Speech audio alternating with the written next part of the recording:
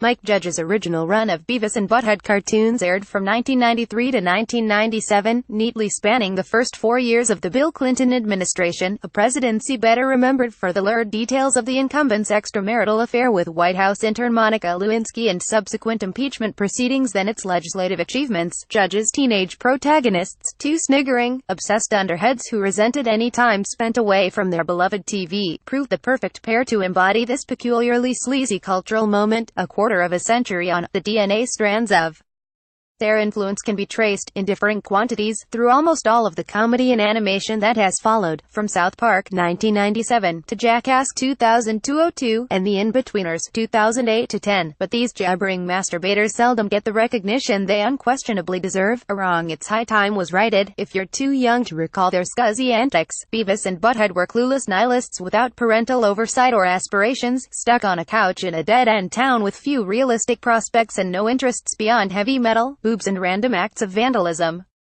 They watched TV, passed judgment on whether the music videos they saw sucked or not, and dropped bowling balls stuffed with explosives from rooftops.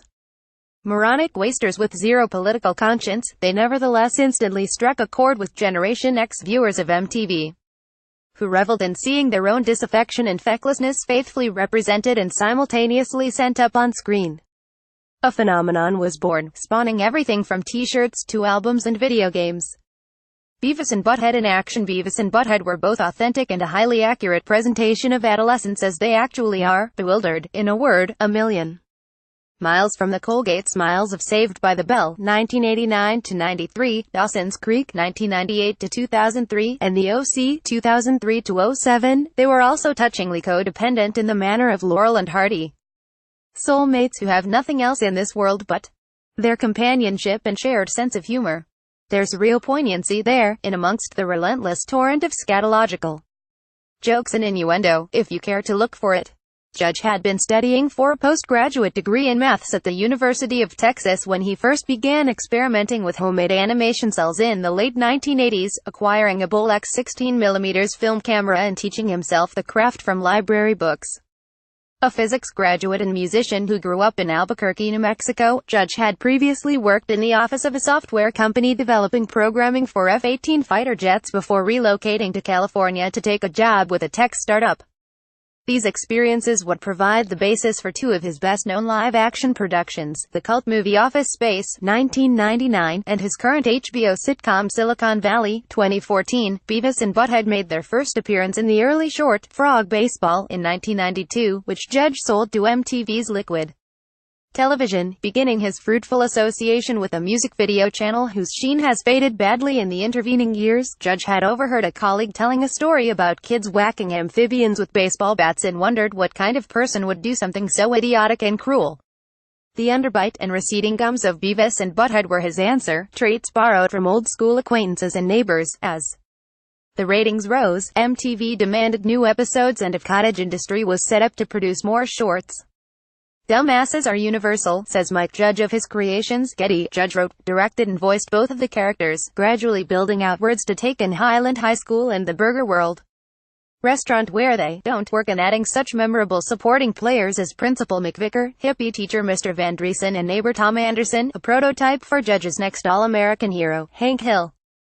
Part of the appeal of Beavis and Butt-Head and their successor series King of the Hill, 1997 to 2010, is Judge's outsider perspective, starting out as a working, stiffened hobbyist with no ties to the New York or Los Angeles entertainment scenes, which enabled him to present a truly personal vision of America.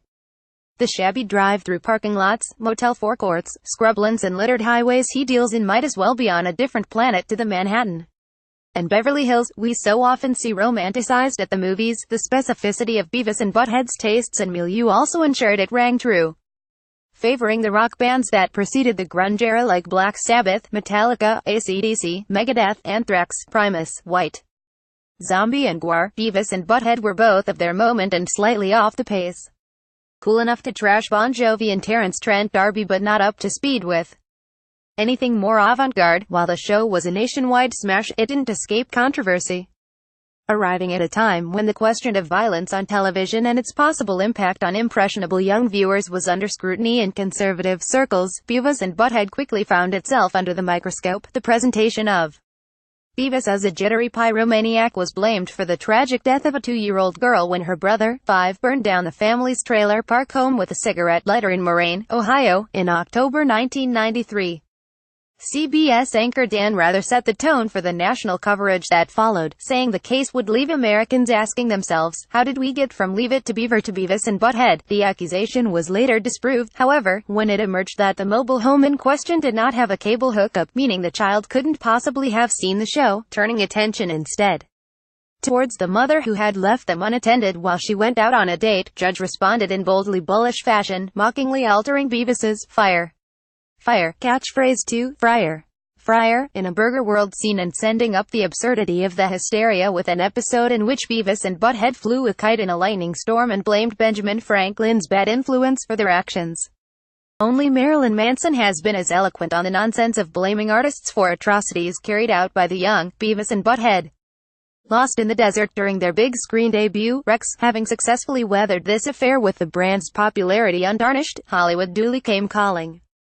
Beavis and Butt-Head to America was released in December 1996 and broke box office records for its tricky end-of-year release slot.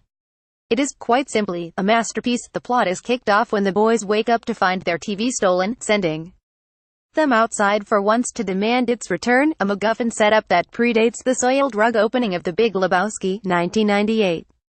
Running into alcoholic gangster Muddy Grimes, Bruce Willis, the latter assumes they're the hitmen he's hired to assassinate his arms trafficker ex-wife Dallas, Demi Moore, and dispatches them to Las Vegas to find her. Beavis and Butt-Head are delighted by the assignment.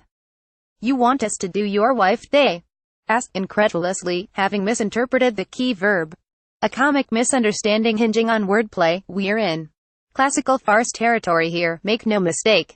What transpires is a road movie making Hitchcockian use of national monuments and featuring a biological weapon. Beavis doesn't realize he's carrying an anally fixated ATF agent, Robert Stack, a psychedelic desert dream sequence designed by Rob Zombie and an unauthorized cameo from Chelsea Clinton. Agent Fleming confronts Mr. Van Driesen. Rex, Beavis's schizophrenic alter ego, the Great Cornholio, makes a return from the series, causing panic on a domestic flight, this time summoned by an overdose of pills to satirize America's addiction to prescription meds.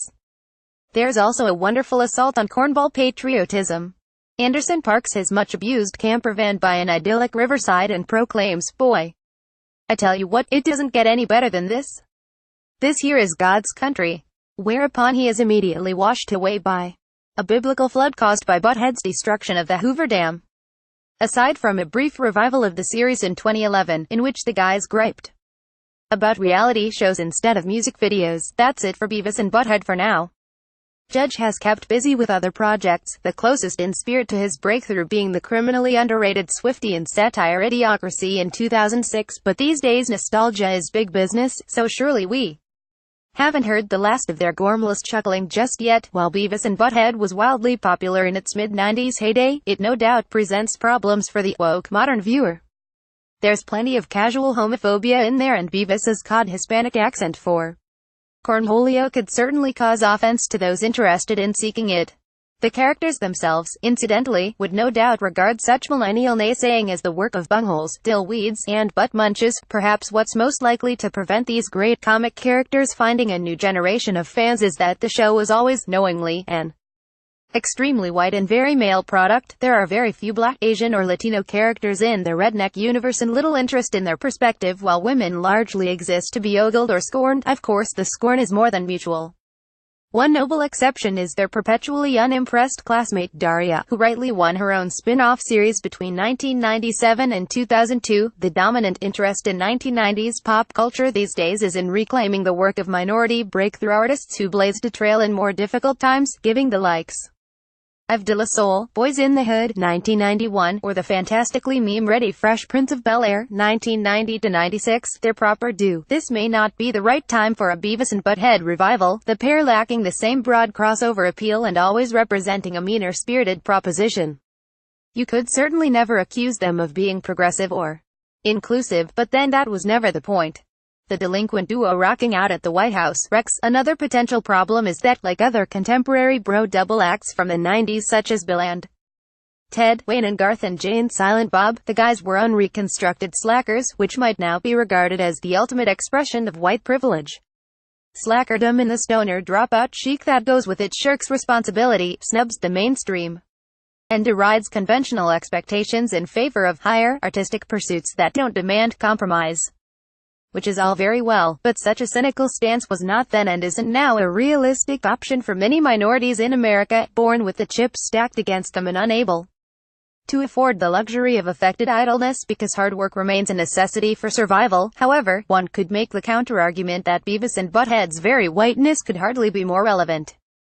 They spring from precisely the same quagmire of poverty, neglect and anger as those working-class Republican voters whose disaffection and alienation Donald Trump so successfully tapped into and exploited to win the presidency in November 2016. Either way, 25 years after they were first broadcast, it seems unthinkable that Beavis and Butt-Head might be no more. As Judge observed in an interview with podcaster Marc Maron in 2015, dumbasses are universal, and with a prime example currently holed up in Washington, what better time to send for the twin emissaries of American idiocy? They've even got the bouffant hair. Only Adult Swim's Rick and Morty, 2013, currently even comes close to matching Beavis and Butt-Head's uncompromisingly harsh tone. Their gleeful offensiveness could actually prove to be precisely what's needed, a refreshing counterblast to the prevailing po-faced seriousness of an aggressively glib age. More about Beavis and Butt-Head. Mike Judge. MTV Animation Cartoons Satire Reuse Content.